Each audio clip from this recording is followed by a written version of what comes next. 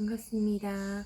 오늘은 다세대 연립주택, 아파트, 다가구주택, 다중주택 이렇게 많은 주택의 종류에 대해서 들어는 보셨을 텐데 정확히 어떤 걸 가지고 어떻게 구분을 하는지 거기에 대해서 함께 이야기 나눠보도록 하겠습니다. 보통 많은 사람들이 주택을 구분할 때 나는 연립에 산다, 나는 아파트에 산다, 나는 맨션에 산다 이렇게 여러 가지를 말하는데 크게 구분이 안 되는 경우가 많습니다. 그래서 어떤 걸 기준으로 이 건축법상으로 나뉘어지는지에 대해서 정확하게 이렇게 구분선만 있다면 이게 별로 어렵지 않게 나눠볼 수가 있어서 오늘은 거기에 대해서 한번 알아보겠습니다. 제일 먼저 다세대 주택이요. 다세대 주택은 반드시 4층 이하여야만 합니다. 하나의 동에 연면적이 660제곱미터, 즉 200평까지만 가능합니다.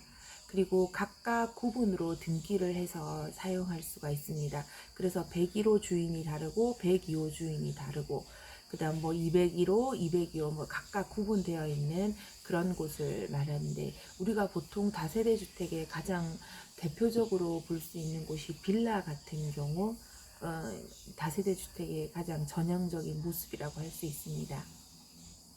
두 번째, 다가구 주택. 다가구 주택은 3층 이하여야만 합니다. 연면적이 660제곱미터 이하여야 되고, 그러니까 200평 이하인 곳 연면적으로, 그 다음 세대수가 19세대까지만 가능합니다.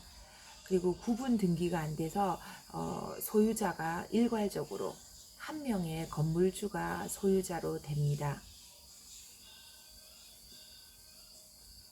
그리고 이제 아파트는 보통 이제 5층 이상이면 아파트라고 부릅니다.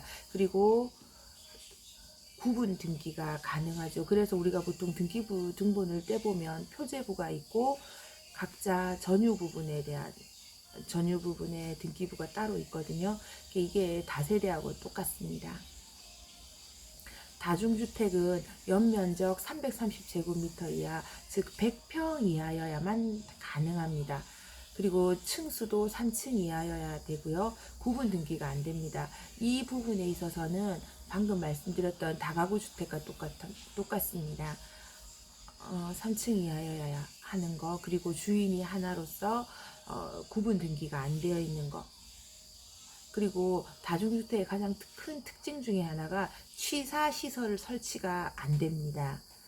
우리가 보통 잘 알고 있는 고시원 이런 곳들이 다중주택의 가장 대표적인 곳이라고 할 수 있습니다. 그 다음에 여러분이 들어보신 연립주택은 4층 이하여야만 합니다. 이 부분은 조금 전에 제일 처음 말씀드렸던 다세대 주택과 동일합니다. 그리고 660제곱미터 이하, 즉 200평 이하이면 되고, 그 다음에 여기도 개별적으로 등기가 가능합니다.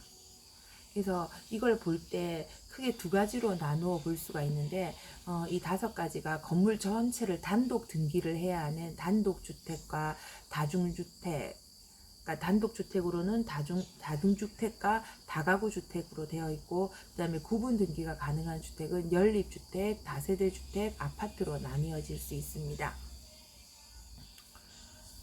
이렇게 나눠보면 그렇게 어려울 게 없는 것 같습니다. 다음엔 또 다른 이야기로 찾아뵙겠습니다. 감사합니다.